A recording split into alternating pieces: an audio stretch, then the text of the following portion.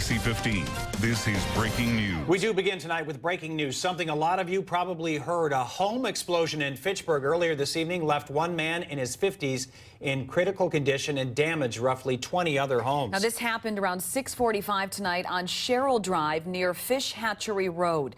Here is a Google Earth look at what that home once looked like. Officials don't yet know the exact cause of the explosion, but you can see the aftermath here. Officials are calling the home a complete loss.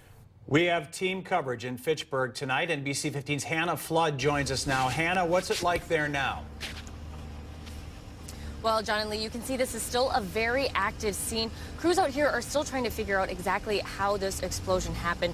Again, so far we know that one man was taken to the hospital. We're learning now that's a man in his 50s who's in critical condition. Right now, crews out here are inspecting nearby structures, checking for any other residual damage, making sure that every structure is safe before they let people back inside. Now, debris is scattered down Sherrill Parkway for several hundred yards. You can see the home that exploded is now just a pile of rubble. Police say the man that was injured was pulled from that rubble near what used to be the front yard. Even the home next door suffered significant damage. Fitchburg police say they don't have any reason yet to suspect that this explosion is suspicious. But the Fitchburg Fire Department says about 20 nearby homes were impacted by this explosion. They say several families will need a place to stay tonight because they're not sure if it's safe for them to go back inside. They say right now they're dealing with a large explosion and a wide spread of debris. This is a significant explosion. We haven't seen one like this in the city of Fitchburg.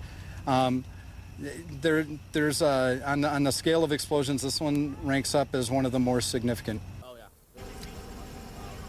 They say they can't yet confirm how this explosion happened. They say there was an active gas leak in the area when they arrived, but they don't know yet if that was caused by the explosion or if the gas leak happened after the explosion. But we are being told now that that gas leak is under control. I'm joined now by NBC 15's Alice Kang. Alice, you spoke with some people who were having dinner at me and Julio's right across the street from where the explosion happened. What are you hearing? That's right, Hannah. People I talked to say it was just a casual night out. Now take a look at the patio at me and Julio's, and you can see just how close they were to the explosion. Now witnesses say they didn't know what was going on. Some say they were trying to take cover because they didn't know if it was a bomb or if they were safe. After the explosion, people eating dinner at me and Julio's were being escorted inside to get away from the chaos outside. People we talked to say they can't believe what they saw. We're just sitting here having some drinks and some appetizers, and then all of a sudden, boom, we heard this explosion and looked around, and all of a sudden the Fish Hatchery Road was like blew up. There's at least 2, if not 3 explosions. And when after the first explosion, we turned around and saw this huge flame and debris going up.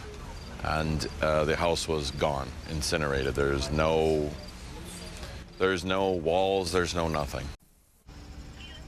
Still a very active scene here. There are still more than a dozen emergency vehicles still on scene. Authorities say they're still trying to piece together what happened. We will have another update before the end of the show. We will also keep you updated online on NBC15.com and on our Facebook and Twitter page. Reporting live in Fitchburg, Alice Kang, NBC 15 News.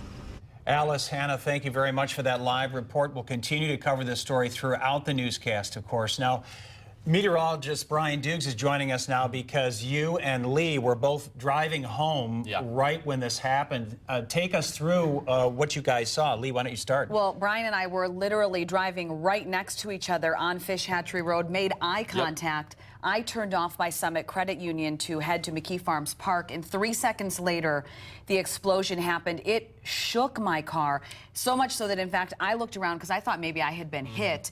But you, Brian, kept going straight and witnessed this firsthand. Yeah, so after you turned off, I continued down the road, and when the explosion happened, I was probably only about 100 yards away, and the shock wave, there was a big flash, and then the mushroom cloud went up into the sky. One of the more horrific scenes I've ever seen in my life, and almost surreal, out of a movie, more or less.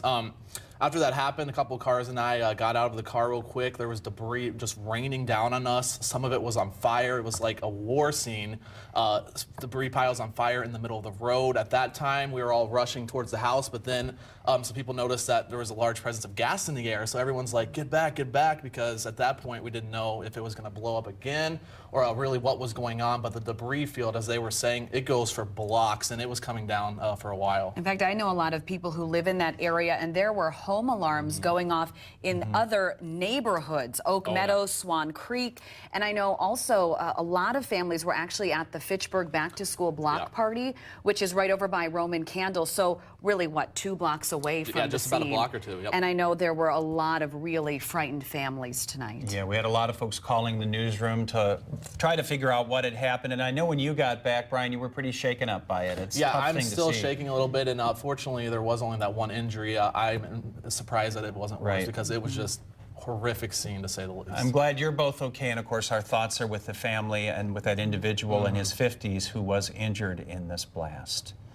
And now you've got the transition here back into your regular job of the weather. So not terrible out there. It looks like we'll be okay as we head through the night. Earlier, cloud cover has pushed out of the area.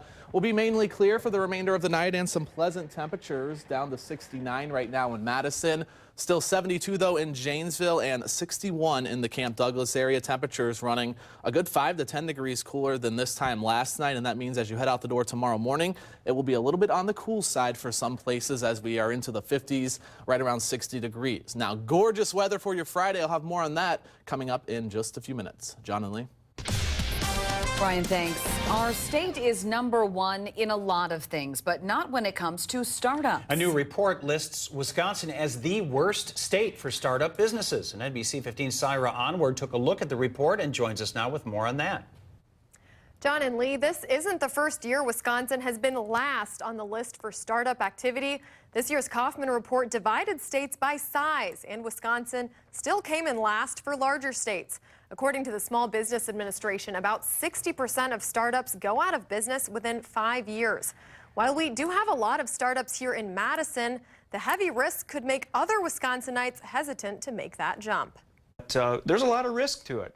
Dr. Greenwood teaches entrepreneurship at the University of Wisconsin and knows the Kaufman Report's numbers don't apply across the whole state. I think if we took Madison and looked at it separate from the rest of the state, we would probably do better. Dr. Greenwood says Midwest states do poorly with startup numbers because they have difficulty attracting young innovators. In Madison, we're a little bit spoiled because we have a lot of young people, a lot of very talented people, which tends to correlate with wanting to start new ventures, new ideas.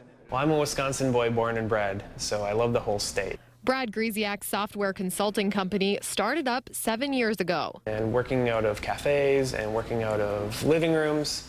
And then we took the big leap and quit our day jobs and took on VendiWorks full-time. Greziak says he wishes the rest of the state could experience the startup success that Madison has. I think it's something that the whole state would benefit from if we can help out areas of the state where they're not equipped yet to do that kind of training and to help their networks of startups foster. I think that there's a lot we can do, and especially when we talk about this at the university, is the culture has to constantly be stressing, let's not be afraid to take risks in the state, especially not just young people, but all people in the state. Dr. Greenwood says the state could look at creating a tax environment that encourages startup activity. Perhaps one of the greatest startup success stories from our area is Epic Healthcare, which started 30 years ago and now employs almost 10,000 people. Syra, thanks. Coming up here on NBC 15 News at 10. We'll tell you how a dog is helping Wisconsin girls with a rare disorder.